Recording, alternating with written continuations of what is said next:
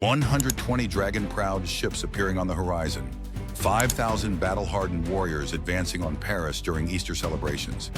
In 845, the unthinkable happened.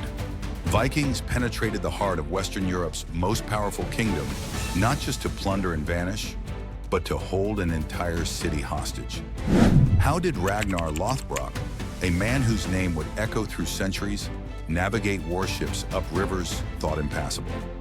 What drove Charles the Bald, grandson of Charlemagne, to surrender 7,000 pounds of silver and gold? And how did this audacious ransom scheme forever transform the relationship between the Norse raiders and European powers? By the mid-9th century, Viking expansion had entered a new, more aggressive phase.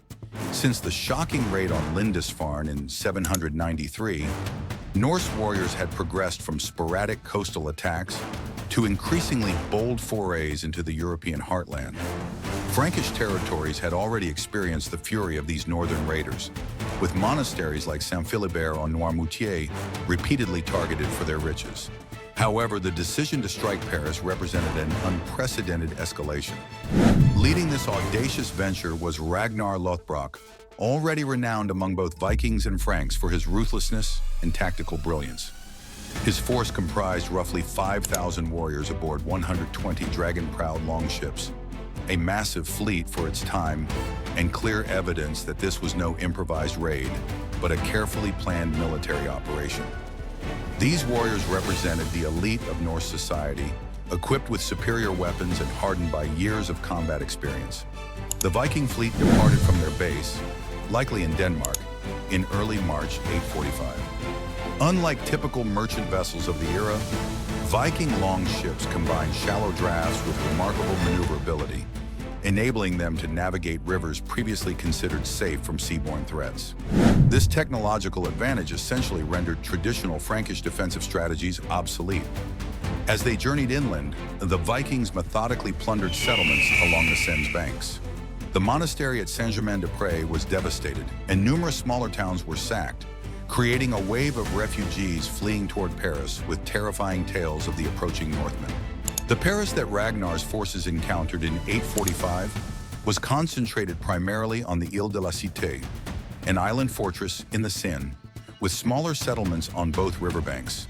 Though not yet the sprawling metropolis it would later become, Paris was nonetheless a significant urban center with perhaps 10,000 inhabitants. Its defenses, while formidable against conventional threats, had never been tested against a large-scale Viking assault.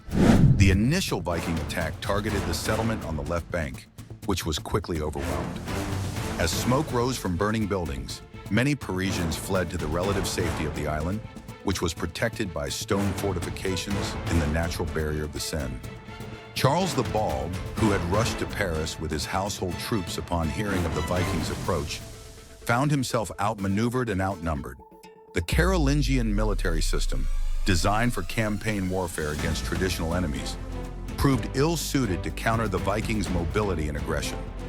When Charles attempted to organize a counterattack with his forces positioned at the Grand Pont, the larger of the two bridges connecting the island, the Vikings feigned retreat before turning to crush the Frankish warriors who had pursued them too eagerly.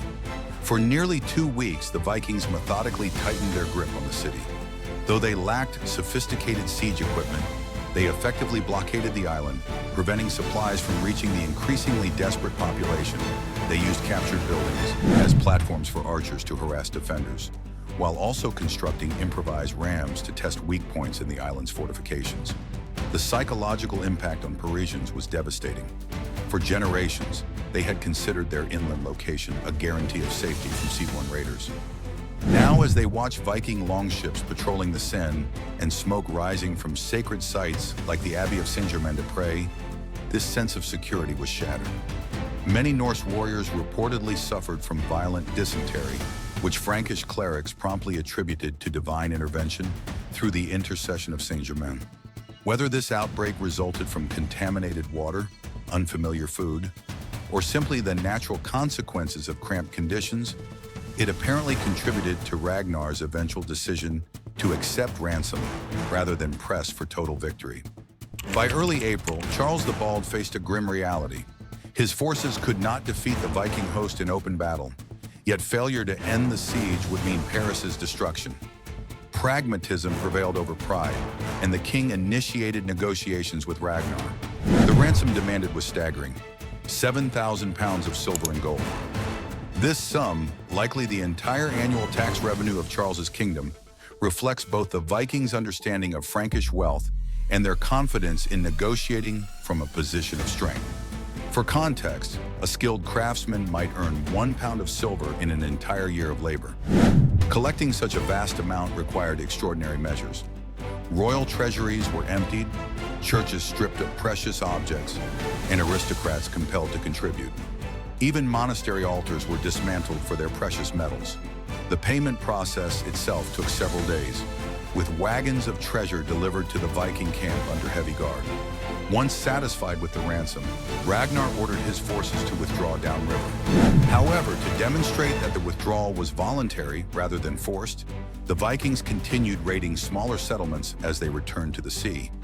A calculated gesture meant to preserve their fearsome reputation. The immediate impact on Paris was devastating.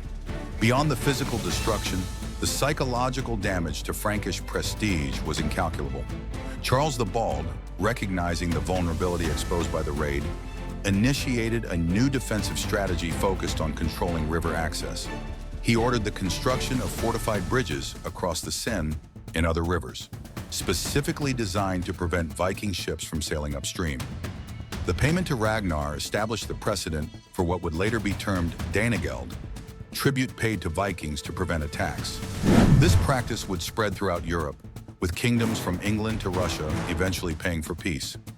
While effective as a short-term solution, this strategy ultimately encouraged more Viking expeditions seeking similar payouts.